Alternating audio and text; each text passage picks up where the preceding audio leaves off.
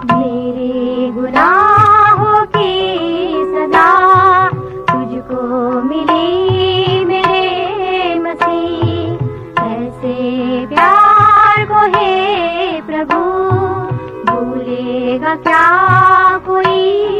परमेश्वर के धन्य नाम की महिमा हो। आज के आराधनात्मक मनन की ओर आप सभी का बड़े विनम्रता पूर्वक स्वागत करता हूँ। आइए आज के मनन के लिए हम पढ़ते हैं इफिसियों की पत्री अध्याय 4 पद 32। एक दूसरे पर कृपालु और करुणामय हो, और जैसे परमेश्वर ने मसीह में तुम्हारे अपराध क्षमा किए, वैसे ही तुम भी एक दूसरे के अपराध क्षमा करो। प्रभात मनन में हम इन दिनों में यूहन्ना की पहली पत्री से अध्ययन तो करते आ रहे हैं। इफिसुस की कलीसिया में प्रचलित झूठी शिक्षाओं के बारे में विश्वासियों को चेताने के उपलक्ष्य में प्रेरित यूहन्ना अपनी उस पहली पत्री उन्हें भेजी थी। इफिसुस की कलीसिया के लिए प्रेरित पौलुस के द्वारा भेजी गई इस पत्री के 14 अध्याय के 14वीं पद से लेकर 32वीं पद तक पौलुस ये समझा रहा है कि सही उपदेश को मानने एवं पालन करने से एक व्यक्ति के जीवन में क्या क्या परिवर्तन आ सकते हैं या क्या क्या परिवर्तन आना चाहिए। कई महत्वपूर्ण बातें इस भाग में आप इसी परिप्रेक्ष्य में देख सकते हैं। समय के अभाव के कारण मैं उन सभी बातें कहना नहीं चाहता, पर जब हम उसकी 32वीं पद की ओर आते हैं तो वचन का उपदेश से हमें उत्पन्न एक बहुत ही महत्वपूर्ण परिवर्तन को हम वहां देखते हैं। जैसे परमेश्वर ने मसीह में तुम्हारे अपराध क्षमा किए, वैसे ही तुम भी एक दूसरे के अपराध क्षमा। ये पद एक ऐसी पद है जो मुझे काफी सोच में डाल दी है। इस पद की मूल भाषा के आलेख में कैरिज़ो मेनोई करके एक शब्द को हम देखते हैं, जिसे हमारी हिंदी भाषा के अनुवाद में क्षमा करो या क्षमा करना आदि अर्थ से अनुवाद किया है। वचन का सही उपदेश से प्रभावित एक विश्वासी ऐसे क्षमा करेंगे जैसे परमेश्वर ने मसीह में हमारे अपराध क्षमा किए थे। यहाँ उपयोग किया गया यूनानी शब्द कैरिज़ो मेनोई बहुत ही गहरे अर्थों का एक शब्द है। इस शब्द का केवल एक महत्वपूर्ण शब्द आज इस सप्ताह के प्रथम दिन मैं आपको याद दिलाना चाहता हूं। वो महत्वपूर्ण अर्थ है जानबूझकर हार मानना और एक्सेप्टिंग डिफीट विलिंगली।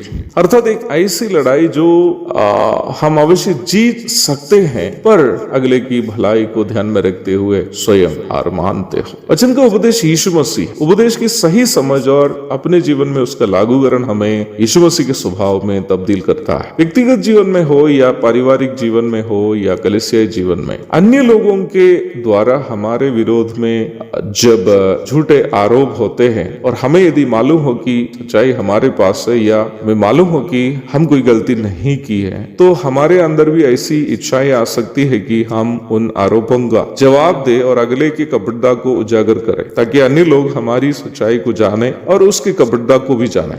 परंतु यदि हम इस बात से अवगत हो कि जब क्रूस पर हमारे पापों के कारण यीशु मसीह चढ़ा था, उनमें कोई गलती नहीं, और वह यदि अपनी क्षमता का उपयोग करते तो ना रोमी ना यहूदी उसको क्रूस पर चढ़ा पाते, उल्टा प्रभु उन्हें नाश कर सकता था, तो भी उन्होंने खुद हार मानी। ये बात जब हमें मालूम हो तो हमें भी हार मानने में कोई दिक्कत नहीं होगी। दूसरे को हराना और स्वयं जीतना संसार की नजरों में श्रेष्ठ बात, परंतु परमेश्वर हमें तब प्रसन्न होता है जब हम यीशु मसीह के समान उस लड़ाई भी जानबूझकर हार जाते हैं जो लड़ाई हम आसानी से जीत सकते थे। कभी वो लड़ाई हमसे लड़ने वाला हमारे पड़ोस के अविश्वासी हो सकता है, कभी वो हमारे जीवन साथी हो सकता है, फिर वो हमारे कलीसिया के भाई या बहन हो सकते हैं। कहीं भी हो या कोई भी हो, अगले को जिताने के लिए स्वयं हारना या अगले की फायदे के लिए अपनी सौभाग्यता को खो देना, वो मसीह मानसिकता है जिससे परमेश्वर हम पर प्रसन्न होता है। पहला कुरिन्थी 11 की 28 एवं 29 में हम इस पर देखते हैं। इसलिए मनुष्य अपने आप को जांच ले,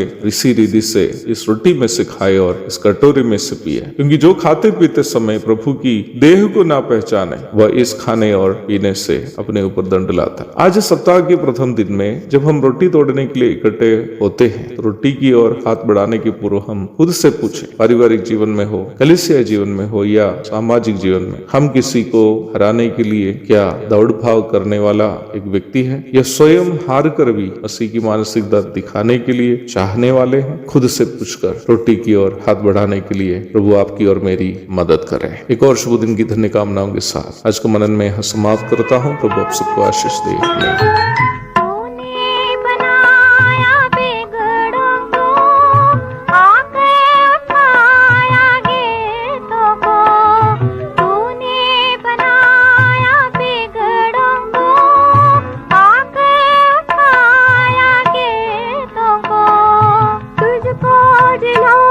ने दुख दिया